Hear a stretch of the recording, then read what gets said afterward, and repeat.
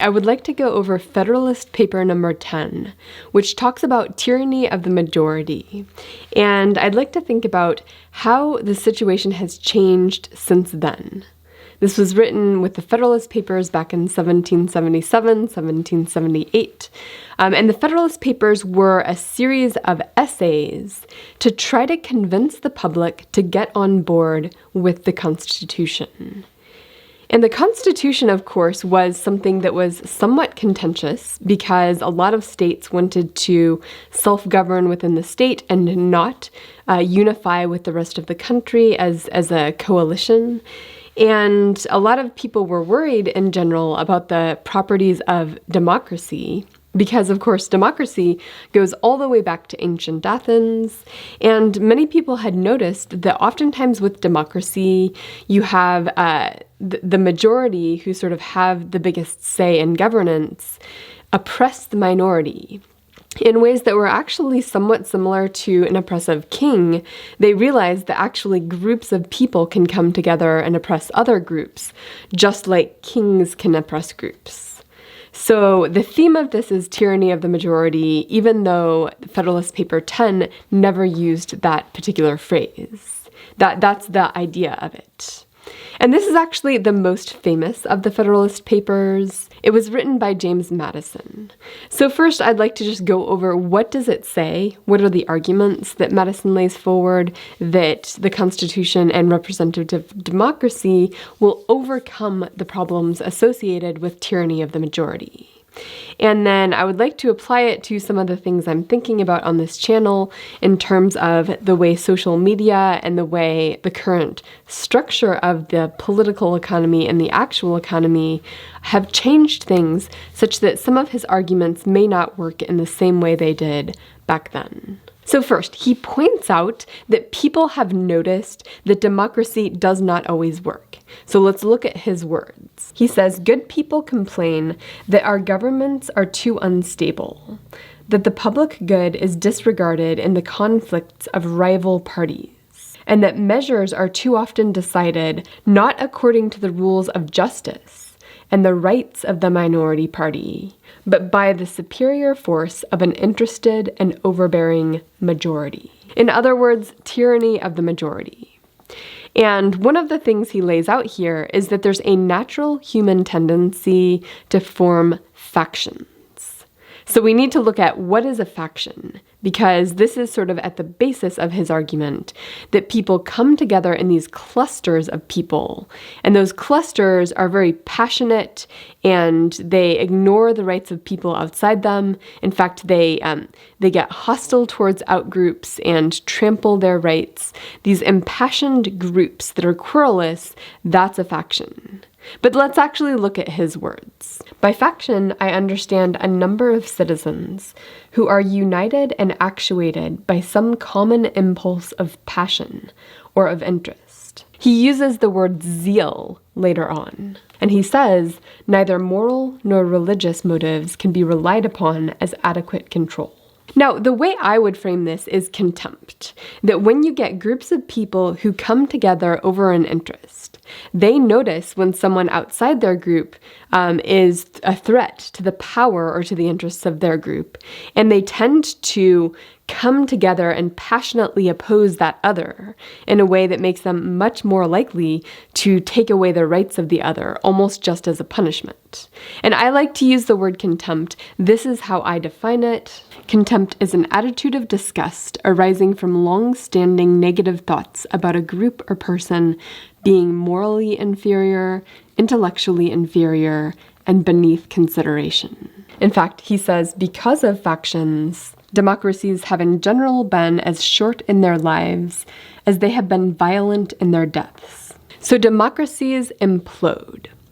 And he says there's two approaches to handling factions, where one is to remove its causes and the other is to control its effects. And he rejects the first. He says removing the causes of factions is not a viable option because it's so natural to human beings. So he says you can't stop people from forming these passionate, interested groups.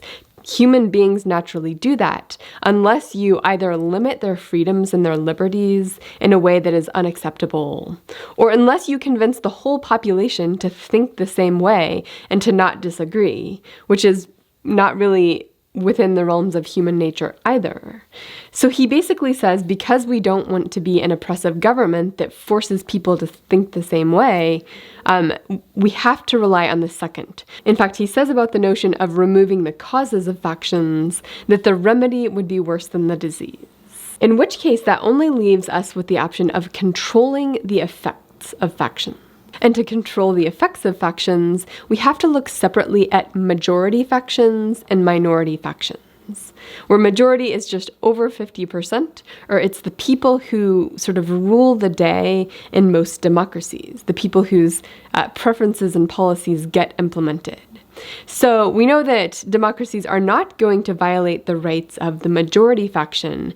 That's all good. They protect their own rights. It's the smaller groups, the minorities, who don't have enough voting power to overcome legislation that might take away their rights. That's where we need to be worried. And he has 3 different arguments for why representative democracies actually protect the rights of the minority. Now, this is actually before the Bill of Rights got implemented in the Constitution, and of course the Bill of Rights adds additional protection on top of what he's talking about here. But let's go through his 3 arguments in favor of representative democracy as opposed to direct democracy. Because of course direct democracy is where citizens vote individually, everybody shows up at the forum, and they cast their own vote. He says, no. That's not what we're doing here. What we're doing here is representative democracy, where everybody votes on a representative, and that representative goes to Washington and votes on behalf of their constituents. And he says that that additional element on top of democracy, the representative element, it fixes some of these problems. And his first argument here is just that through the representative election, you elect the best of the people. Like the people with the most upstanding character and noble character, those are the ones that are naturally going to rise to the top because people want somebody competent to represent them. In his words, he says, the voters will be more likely to center on men who possess the most attractive merit and the most diffusive and established characters. Now, of course, an argument against that might be that factions that are particularly impassioned might be likely to vote in somebody who's also very impassioned for the same reason. So, like, if the faction itself is really opposed to some group that's trying to compete with them, the faction might prefer someone who actually is going to trample the rights of that outgroup. So I'm not sure I fully buy that particular argument. His second argument here is basically that with representative democracies, there's a balance between understanding the needs of the people you're representing as a representative and cooperating with those around you. So any individual who's in that role who's been elected, they of course need to listen to their constituents because that's how they get reelected.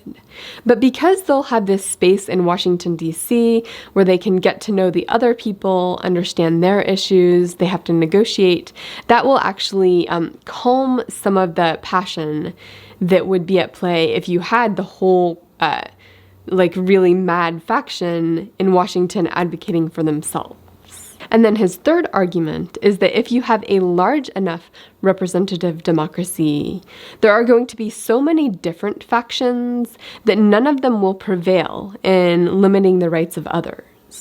So most likely, if you have a really passionate upset, mad group in Virginia, they're going to have different issues that they're passionate about than the group in New York, who has their own impassioned issues. But as a whole, those are a minority of the overall issues. In Madison's words, he says, "The influence of factious leaders may kindle a flame within their particular states, but will be unable to spread a general conflagration through the other states." So that's his basic argument. Now let's think about how things have changed since then, such that some of these arguments don't hold up quite as well as they did back in 1777. And the biggest one, I think, is the fact that actually factions are entirely nationwide. Like, social media basically takes the entire population of the nation, and instead of letting them sit in their separate little state factions, it sort of brings everybody together under the same grievances, the same attention span, the same, what I would call, social media vortex, where you sort of get sucked into it, and the centrifugal force of the vortex forces you either to one side or the other, and the two sides hate each other. You have people in New York who are red, and people in Virginia who are red, people in New York who are blue, people in Virginia who are blue. So his argument about the smaller in-state factions not having enough power to do any damage at the national level, that doesn't really hold in a social media environment where everybody's getting their information and their grievances from the same place. There are also arguments against his second point that the senators will get to know each other and cooperate with each other in Washington, even while holding their constituents' grievances in mind. And this argument comes from A Time to Build by Yuval Levin, where he says what's happened in D.C. is that the senators and the people who are represented, they're speaking as a platform. They're using their position in Congress to gain status on social media and status as a speaker and a critic of institutions, even while they're inside institutions. And if that's true, then the focus of senators is less negotiating with each other and getting to know each other and cooperating and making deals and compromising. If what they're doing is really performing, if that's their main task over and above cooperating and making deals, then you don't have the same kind of cooperation to protect the rights of many groups as you might in a situation back in 1776, where the senators were far enough away from their states such that they wouldn't be heavily critiqued if they shook hands with someone from the other side of the aisle. So the constant information flow and the constant microscope that senators are currently under makes it risky for them to actually cooperate with people in the other faction.